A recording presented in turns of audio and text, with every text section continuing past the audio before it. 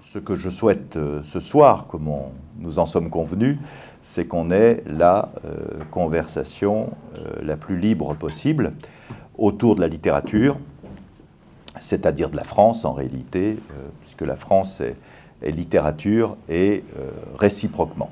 Alors ce petit livre, Régis Debray ou De vivants piliers, qui est sorti juste avant l'été, est absolument formidable, et pour celles et ceux qui ne l'ont pas encore lu, je vous en conseille vivement la lecture.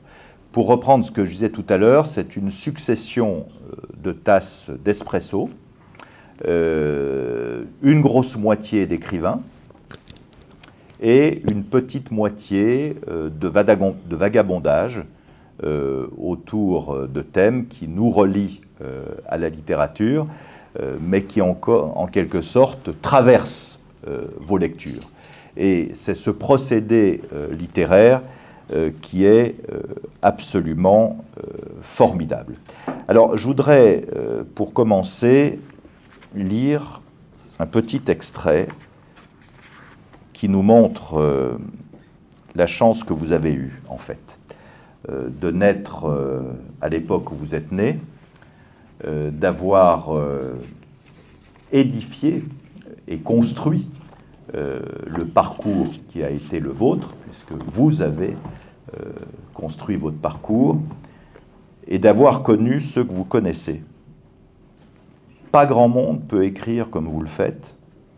Un soir, que je raccompagnais Henri Michaud à pied chez lui, au sortir d'un casse-croûte au champagne chez notre ami surréaliste le peintre Mata, René Char vint faire un tour dans la conversation. Michaud lâcha un mot de poète, drôlatique et sagace. Char paraît toujours monté sur un socle. Vous ne trouvez pas? Pas grand monde peut se permettre un tel incipit dans un chapitre consacré à René Char. Et c'est là où je vous disais que nous vous envions, parce que vous avez fait tellement de choses connues, tellement d'écrivains, que nous avons, avec ce livre, une quintessence de la France qui traverse plusieurs décennies. Je vais encore vous citer dans ce prologue un peu long, mais c'est une phrase qui est de vous, donc elle n'est pas là par hasard. Je cite: « Il y a un temps pour vouloir peser sur le cours du monde, un autre pour se trouver une petite place à table, et un troisième, le dernier, pour regarder la dégringolade en face. La réalité des choses, autant dire la modestie, est un long et difficile apprentissage. » On aurait envie de vous croire, mais on ne vous croit pas tout à fait, si je puis dire, parce que votre lucidité est un peu exagérée, si je peux me permettre. Donc, est-ce que vous auriez écrit ce livre il y a 5 ans, il y a 10 ans, ou c'est l'heure venue que vous le faites? Oui. Vous avez un micro. Ah oui. Alors, à cette réponse, je vais vous répondre chronologiquement. Il y a sans doute, il y a 5 ans, je l'aurais fait, et il y a 40 ans, je ne l'aurais pas fait. Pourquoi? Parce que j'avais encore l'impression, et je ne suis pas le seul, que la France existait il y a 40 ans. J'ai mis du temps à découvrir que la France n'est plus que littérature. C'est-à-dire qu'au fond, là où on peut dire que la nation fout le camp, au sens le plus général, la littérature subsiste. Et que la langue française survit, je dirais, à l'existence politique de la France en tant que puissance mondiale. Comme on dit. Donc, effectivement, c'est une curieuse façon, si vous voulez, de rester patriote sans croire en la patrie, parce que la patrie n'est plus ce qu'elle était, tout simplement, alors que la langue est toujours ce qu'elle est. Il y a une pérennité de la langue, il y a une pérennité de la littérature au double sens du mot, c'est-à-dire qu'on peut lire comme étant d'aujourd'hui Stendhal ou bien Malraux qui vous est cher, et même on peut remonter beaucoup plus haut, alors que politiquement on est bien forcé de constater une certaine évanescence aujourd'hui. Donc effectivement, je trouve ça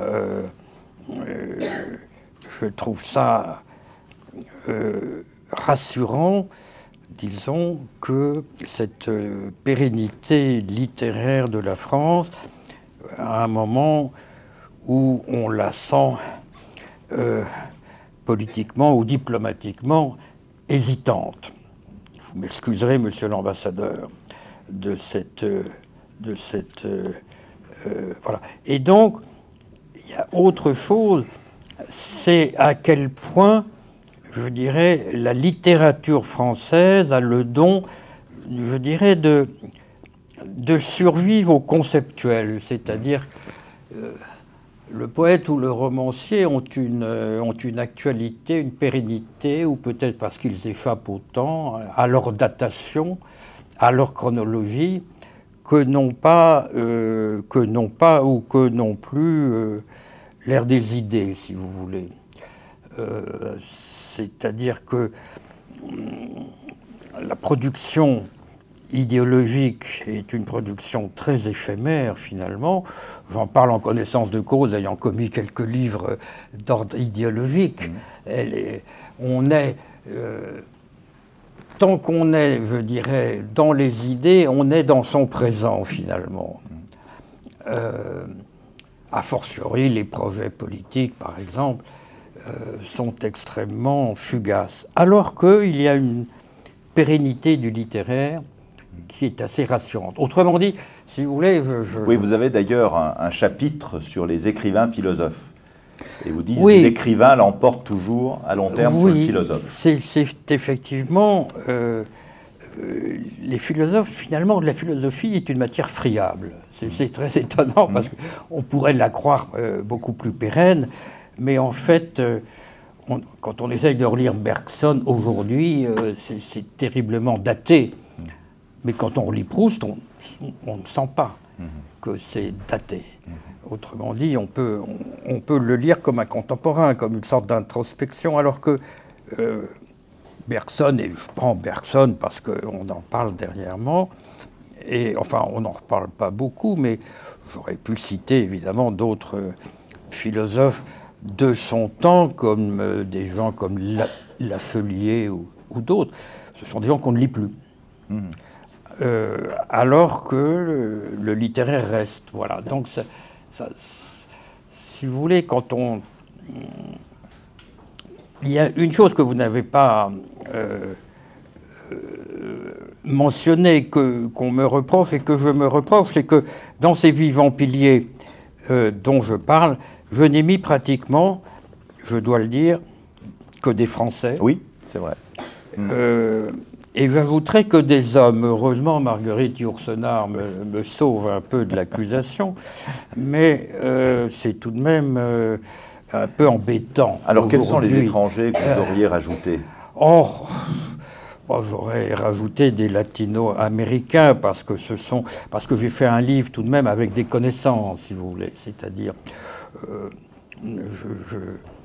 des gens avec qui j'ai eu certaines relations épistolaires ou pratiques, je veux dire, c'était des amis, et j'aurais pu évidemment citer des gens qui ont été des amis proches. Je pense à Cortázar ou à Garcia Marquez, par exemple. Bon. Mais j'ai voulu faire un peu un acte patriotique, si j'ose dire. Mais après tout, nous sommes ici à l'Institut Charles de Gaulle. Vous me pardonnerez cette confession. Parce qu'il est vrai que la France existe magnifiquement encore dans sa mémoire littéraire toute chaude, si vous voulez. Je ne dirais pas ça de sa diplomatie, ou je ne dirais pas ça de de l'État au sens gouvernement. Donc voilà, ce décalage est assez troublant pour moi. Et quand je parle du littéraire, j'en exclus ce qu'on pourrait appeler la moraline, enfin ce que Nietzsche appelait de ce terme, c'est-à-dire je ne me sens pas du tout, comment dirais-je, politiquement attrapé par telle ou telle tradition littéraire ou tel écrivain, n'est-ce pas? Je prends plaisir à lire Céline, mais Céline est tout de même un abject monsieur. Voilà, il faut admettre que le littéraire échappe. C'est à la fois sa magie et peut-être son caractère ambigu. Le littéraire échappe, je dirais, au classement politique. Voilà. Bon. Alors, il y a dans votre livre un chapitre sur Romain Gary. Oui. Il n'y a pas de chapitre sur Malraux, même si Malraux traverse votre livre. Et je voudrais lire un extrait, si vous me le permettez, de votre chapitre sur Gary. Malraux, me disais-je alors, avec beaucoup d'autres en proie au qu'en dira-t-on, c'est tout de même plus sérieux que Gary. Puisse un Plutarque nous donner quelques jours les vies parallèles de ces deux extravagants qu'une photo nous montre arrivant de concert à Colombey pour dire adieu à un troisième hors concours. Le bras dessus, bras dessous de ces mirobolants un peu hagards donne de quoi rêver et penser aussi. L'un, déjeté, les traits tirés, costume sombre. L'autre, boudiné dans son vieil uniforme d'aviateur, avec ses médailles. Le seul des compagnons de la Libération à exhiber sa quincaillerie patriotique, pas vraiment distingué. C'est ce soir-là, rentré chez lui à Paris, qu'il écrivit, directement en anglais, du premier jet, en dégonflant la rhétorique boursouflée du gaullisme de Tribune, cette ode à l'homme qui fut la France, du funèbre surmonté. Un cycle parachevé, la boucle refermée désormais, prête pour embrasser tout son petit monde. Il se pourrait bien qu'à la mort de De Gaulle, qu'à sa mort, De Gaulle exerce plus de pouvoir en France qu'il n'en a jamais exercé de son vivant. C'était aller au grain. Qu'est-ce qui est vraiment sérieux ici-bas, à part le merveilleux? Non, mais là, c'est un court chapitre sur Gary, mais c'est un remords immense. Parce que j'ai raté Gary, mais j'ai raté tellement de monde, enfin, un parmi d'autres. Mais je me souviens, Gary, une fois, on était avec Simone Signoret dans un bistrot pas loin d'ailleurs, et Gary me dit oh, bah, venez me voir un peu, ça me ferait plaisir, on a des choses à se dire, etc. Et je ne suis pas venu parce que je l'ai traité de haut. Pas devant lui, bien entendu, mais je me suis dit, bon, ce type n'est pas sérieux, c'est une sorte de playboy qui a toujours de très jolies femmes, d'accord, mais enfin, il va entre la mairie... Enfin bref, c'est du Paris Match. Voilà ce que j'ai pensé. Aller voir un héros de Paris Match, non, ça me... Autrement dit, j'ai raté Gary. Je l'ai raté Gary et vous avez perdu 2 feuilles. J'ai raté Gary et ça m'a... Et j'en garde un souvenir honteux. Et au fond, je bats ma coule parce qu'en fait, j'ai découvert Gary, l'extraordinaire... C'est curieux, cet homme était très pudique finalement. Ce Gary exhibitionniste était très pudique. Il avait une capacité de se dédoubler, enfin, il a une... Et donc, trop sensible à son aspect social, un peu playboy sur le retour, pondant chaque année son best-seller. Bon, Et je n'ai compris qu'après la profondeur prémonitoire. On peut même dire que l'écologie est déjà oui, bien sûr, dans les Racines du ciel en 1956. Dans les Racines du ciel, c'est le roman écologique qu'il a fait avant tout le monde. Enfin, il avait une préscience politique, et pas seulement, une préscience en toute chose. Mais ce côté comme ça, très, très playboy, etc., m'avait écarté. Donc, au fond, j'ai eu ce remords. Et c'est vrai que la photo de l'enterrement de De Gaulle, où on voit les deux hommes, Malraux et Gary, côte à côte, arrivant ensemble, en retard d'ailleurs, donc se pressant, et Gary se déguisant en vieil aviateur, boudiné. Il y a quelque chose de pathétique, quoi. Je ne l'ai vu qu'en photo, hein, je précise tout de suite. Et donc, c'est vrai que Romain Gary, que j'aurais tant aimé interroger, je suis passé à côté bêtement, alors que Simone Signoret m'avait dit « Mais tu dois aller voir Romain Gary, il a des trucs à te raconter, etc. » Voilà. J'étais d'une prétention philosophique insupportable. Voilà. Alors, on va passer de la rue du Bac à la rue de Varennes, pas loin. Ordre alphabétique oblige, vous commencez par Aragon. Vous l'avez bien connu? Non, je ne dirais pas que je l'ai bien connu. Connaître Aragon, c'est un exploit. C'est pas pour rien que les livres sur Aragon font 400 pages, parce qu'il y en a plusieurs, etc. Je l'ai rencontré en 1960, oui, quand j'étais normalien. Il m'avait invité, j'étais communiste à l'époque, j'avais 20 ans, et donc j'ai eu une rencontre avec lui chez un ami commun, chez Jean Marcenac, enfin... bon, je raconte que j'étais à l'époque, comme on peut l'être, très aragonien, et je lui dis bêtement, au fond, vous êtes notre Victor Hugo. Bon, je croyais bien faire, un peu de lèche, comme on dit. Bon, il me dit, mais pas du tout, pas du tout. Il hésite tout de même, et puis il me dit, non, mais il y a un truc, j'ai pas écrit pour le théâtre. Ah, ça m'avait échappé. Et donc, il était le premier à reconnaître que... Pas tout à fait, quoi.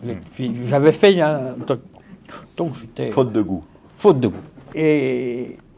Bon, enfin, il était très gentil, et donc on s'est revus quelques fois, et je l'ai surtout revu à la fin de sa vie. Oui, le dernier Aragon de Saint-Germain-des-Prés. Le dernier Aragon, là, j'étais...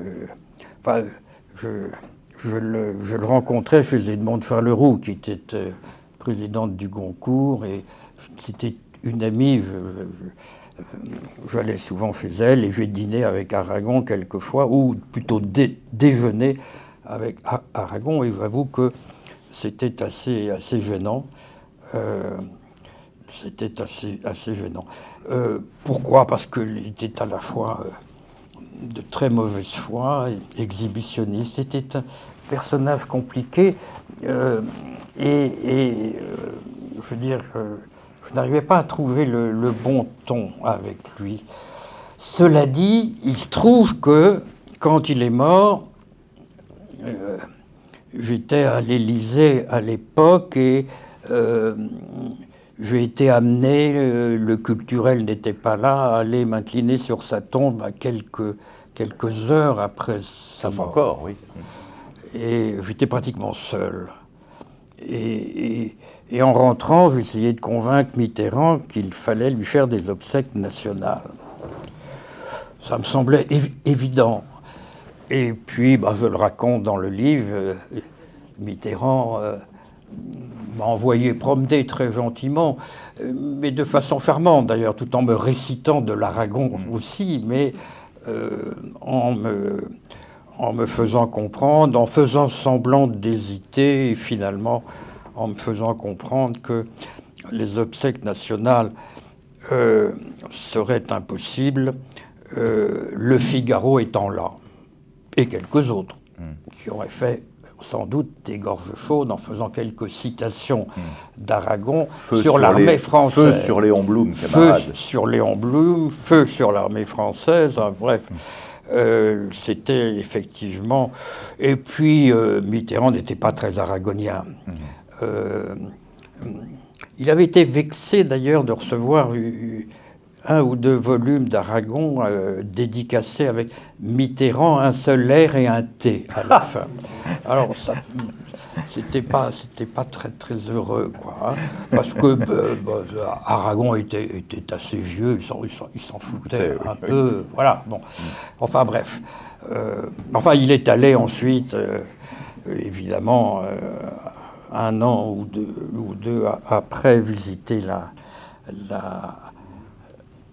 l'appartement de Aragon, qui était curieusement à côté de Matignon, comme vous le savez. Ah oui. Voilà. Ce serait d'ailleurs curieux de savoir un peu par quels appuis, enfin, Aragon a obtenu ce lieu quasi officiel, tout communiste qu'il était, à côté du Premier ministre. Voilà. Alors, il y a un chapitre assez touchant, je trouve, dans votre galerie de vagabondage littéraire, c'est le chapitre sur Georges Perec. Oui. Alors ça, Georges Perec, c'est beaucoup plus, j'allais dire, beaucoup plus sérieux pour moi, car il se trouve que j'ai vécu dans son appartement quand il était à Tunis. Il est parti à Tunis en 60 ou 61. Il m'a laissé son appartement aux 5 rue de Quatrefages. Voilà, c'était un... Voilà. À ce moment-là, il n'était pas du tout connu, mais comme l'école normale, on avait des turnes à deux. Il n'y avait pas de toilette, il n'y avait pas de lavabo, c'était très emmerdant. Et moi, donc, comme c'était rue de Quatrefages, pas loin de la rue d'Ulm, voilà, et on s'était arrangé. Et Perec était un garçon à la fois très méthodique et très chaleureux. Et donc, je n'ai que de bons souvenirs. Et puis après, on s'est distendu. Il est devenu un écrivain célèbre. Encore que Perec devient Perec à sa mort, en fait. C'est très, très étonnant. Car, d'abord, il se fait une tête à la fin de sa vie, mais pas au début. Très belle tête, cette masse de cheveux. Et il ne monte au firmament, pour ainsi dire, des lettres qu'à sa mort. Cela dit, c'était un garçon très sympathique que j'ai connu avant sa célébrité, si vous voulez. Il était ironique, généreux et riait tout le temps, ce qui est très sympathique. Voilà. Alors, poursuivons ce parcours. Il y a des écrivains dans ce parcours que l'on n'attend pas sous votre plume, sans doute parce qu'on se fait une mauvaise idée de vos inclinations. Et je pense à Gracq.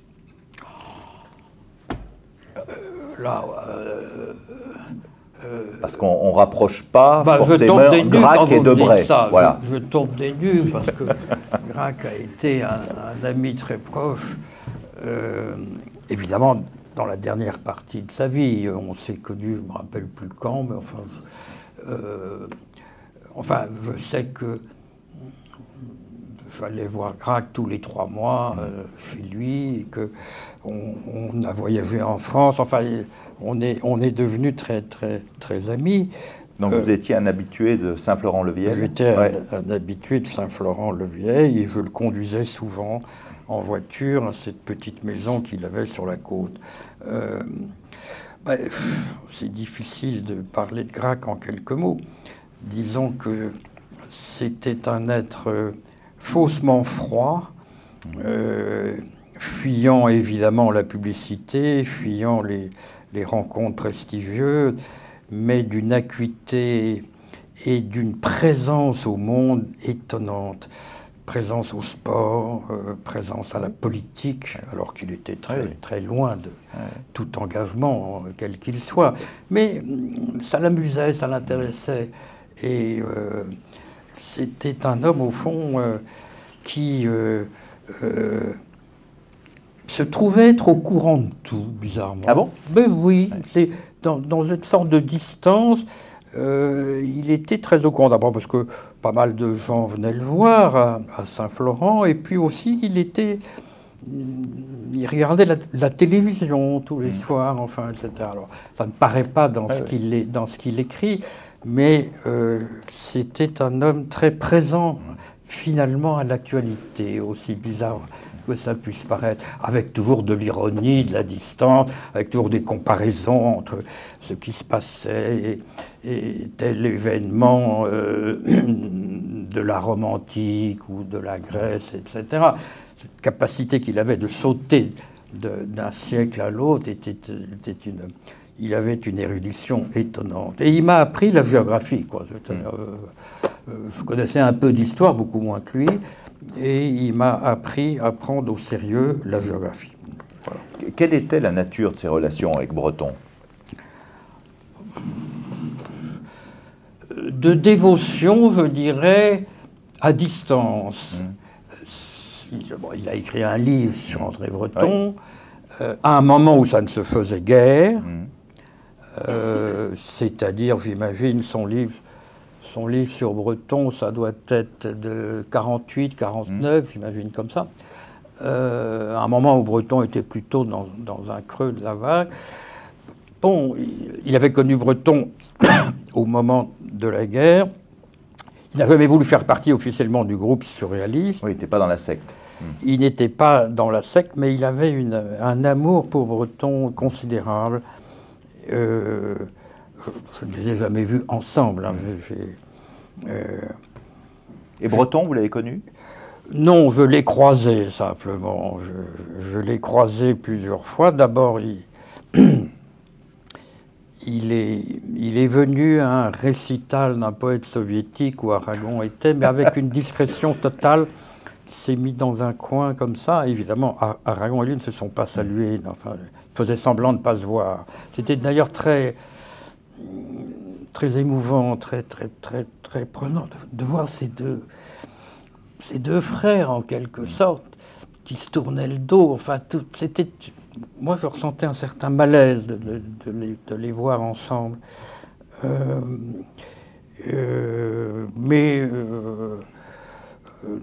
Non, Breton est mort très tôt. Hein. Breton est mort très tôt. Breton est mort... Je l'ai croisé sur la rue Dauphine, un jour. Ce qui m'a frappé, c'est qu'il était tout petit. Ah oui? Ah oui, ça m'a frappé. Enfin, il avait surtout... je ne veux pas rentrer le truc, mais il était, comme on dit vulgairement, bas du cul. Voilà. Mais splendide, il avait une sorte de... Enfin, tout le monde connaît sa crinière, sa prestance. Mais je n'ai connu que le post-surréalisme, le surréalisme de la toute fin, n'est-ce pas? Par Gracq et par d'autres, par Jouffroy et par d'autres. Alors, il y a un certain nombre d'écrivains qui sont dans votre bestiaire, si je puis dire. Vous avez évoqué tout à l'heure brièvement Céline, on pourra en reparler si vous le souhaitez, et Morand. Morand, ça c'est un peu gênant. D'abord, je ne l'ai jamais connu. Hein. Je ne l'ai jamais connu, je ne l'ai jamais vu physiquement. C'est un des seuls dont je parle que je n'ai pas vu. Vous me gênez un peu parce que autant Morand était un homme odieux socialement parlant, autant c'était un homme délicieux en tant que romancier. C'est-à-dire, c'est la preuve qu'on ne peut pas juger politiquement, quel que soit, qu'on soit de gauche ou de droite ou nulle part. Ça n'a pas de sens. Donc ce dédoublement, dans son cas, était troublant. Enfin, comment comment l'homme était vraiment... enfin bon, on ne va pas recommencer, hein, son attitude sous l'occupation, son attitude après l'occupation, bon, enfin bref. Et il n'empêche que c'est un des meilleurs, un des plus séduisants, et pas seulement. Même si le Morand des années 30 a sans doute un peu vieilli, comme avec son époque. Ça, c'est l'ennui des gens qui sont à la mode, c'est qu'ils passent vite, quoi. Voilà. Mais lui, mérite de survivre à cet engouement. Il y a cette phrase que je trouve, enfin cet extrait que je trouve, enfin qui vous résume bien. Je cite: « Les gens de mon bord me rasent dès qu'ils prennent un micro, tant ils aiment faire la morale. L'autre bord, plus déluré, me fait bicher malgré moi, tant qu'on ne parle pas des prochaines élections, sinon je pars en courant. » Voilà. Je trouve que c'est pas mal vu. Oui, si vous voulez, là vous me mettez dans mes petits souliers, qui sont tout petits d'ailleurs, mais c'est vrai que j'ai une certaine attirance pour les écrivains de droite, vous avouerez. Pas tous, évidemment, pas Victor Hugo et pas Aragon, nous sommes d'accord. Bon, mais je dois admettre qu'il faut en quelque sorte se dédoubler quand on est un amateur de la chose littéraire. Il faut un peu oublier ses engagements politiques.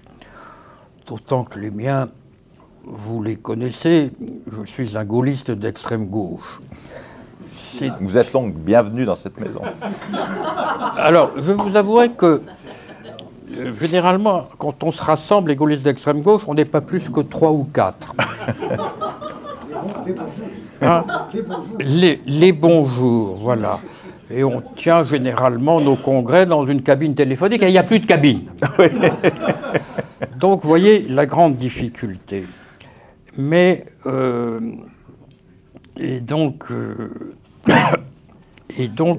politiquement, c'est une situation assez solitaire, assez difficile. Mais,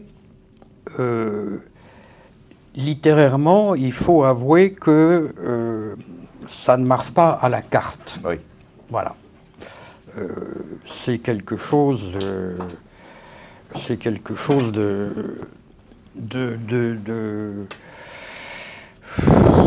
Enfin, ça me gêne d'en parler, si vous voulez, mais...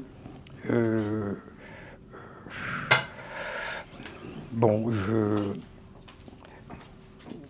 j'ai envie de dire que le politique passe et le littéraire reste. On peut avoir de la sympathie politiquement pour des gens qui laisseront peu de traces dans la vie, 50 ans plus tard. Et il y a des gens qu'on n'aime pas beaucoup politiquement et dont on sait qu'ils seront là dans 100 ans.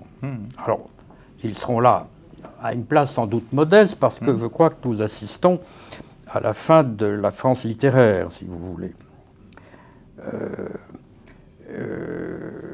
Je vous vois sévère et d'un œil un peu suspicieux. Non, c'est un œil triste. Il est évident que l'époque n'est plus du tout à la littérature. Elle est à l'image, enfin, nous sommes plutôt dans la vidéosphère que dans la graphosphère, si vous voulez. Bon. Et donc, il y a une sorte peut-être de passéisme dans les affections littéraires qu'on peut avoir. Et donc, disons que je crois que c'est Gary qui disait, je crois, ou c'est l'Europe. On est européen quand on a la nostalgie de l'Europe. Je crois qu'on est français quand on a la nostalgie de la France. C'est bien résumé. Et que la littérature est pour moi un exercice nostalgique. Bon. qui soulage ou qui console de la chose politique. Voilà. Alors, dans les écrivains, à un moment, vous distinguez les bourlingueurs et les ruminants. Oui, il est vrai que Gracq est plutôt ruminant et Morand, bourlingueur. Morand est évidemment le type même du bourlingueur. D'ailleurs, qui en a un peu trop fait en se faisant prendre en photo devant des Alfa Romeo. Enfin bon, mais effectivement, je crois qu'il y a cette différence que vous dites. Mais moi, je me sens, si vous voulez, un peu gêné parce que je sens mes affections littéraires sont très provinciales, n'est-ce pas? C'est-à-dire que je pense qu'il y a un provincialisme des grandes cultures, si vous voulez, et que la France reste une grande culture, même si ce n'est plus un grand pays aujourd'hui. C'est un pays qui s'est considérablement normalisé, banalisé, et je dirais qui a perdu sa couleur. Mais il se trouve que du point de vue de la création littéraire, je crois qu'elle garde une certaine vitalité. Oui, voilà. Alors, vous citez une phrase de Flaubert, que d'ailleurs vous appliquez à l'époque actuelle, qui résonne avec ce que vous venez de dire. Je cite: « Les dieux n'étant plus, et le Christ n'étant pas encore, il y a eu, de Cicéron à Marc Aurèle, un moment unique où l'homme seul a été. » Et vous pensez qu'on est dans une période comparable? Ce que vous dites après, en gros, entre le grand Pan qui n'est pas arrivé et Dieu qui nous a quittés, nous sommes dans cette période interstitielle, un peu vide. Je crois que Dieu nous a quittés, mais que le grand Pan revient très fort. par l'écologie, enfin, vous voulez, par l'angoisse d'une détérioration du milieu de vie. Donc je pense, aujourd'hui, il y a peut-être, certainement, évidemment, une déchristianisation évidente, mais qu'il y a peut-être, curieusement, un retour à une sorte d'antiquité où il peut y avoir un peu de sacré encore. Donc, en tout cas, je crois que Flaubert est bien exemplaire de cette... Flaubert qui était un odieux réactionnaire, soyons francs, et tout de même l'un des plus grands, voilà. C'est pas mauvais d'être réactionnaire. Oui, la description des journées de juin dans l'éducation sentimentale, oui, c'est quelque chose. C'est majestueux, non, bien entendu. Voilà, mais si vous voulez, ce petit livre ne prétend pas du tout donner des leçons, c'est une sorte de petit mémorial personnel, comme ça. Oui, mais c'est parsemé d'aphorismes à la Cioran, pas tout à fait aussi désespérés, mais presque, parfois. Oui, mais enfin, ce qu'il y a certain, c'est que c'est pas une anthologie, c'est un carnet de balles. Hein. Ce sont des rencontres qu'on a fait ici et là avec des gens qu'on admire.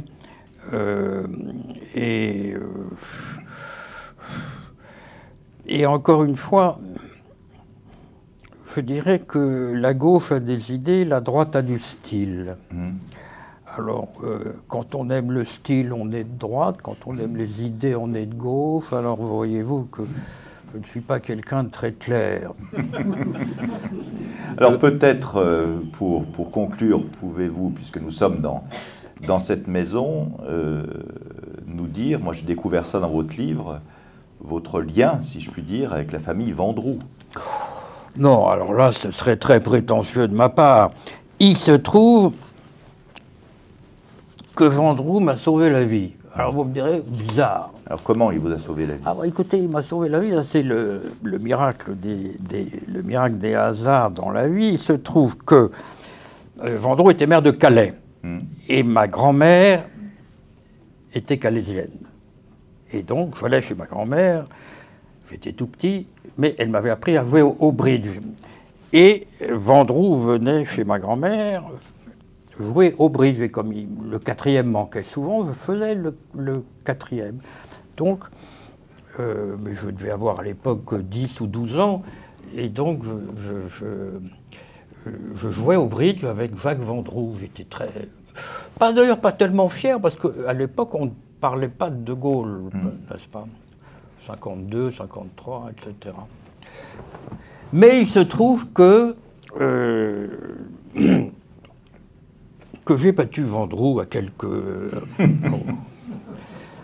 malgré mon jeune âge. Et quand je suis tombé prisonnier, je ne sais pas comment il l'a su. Il l'a su et il a appelé son beau-frère. Qui était à l'Élysée.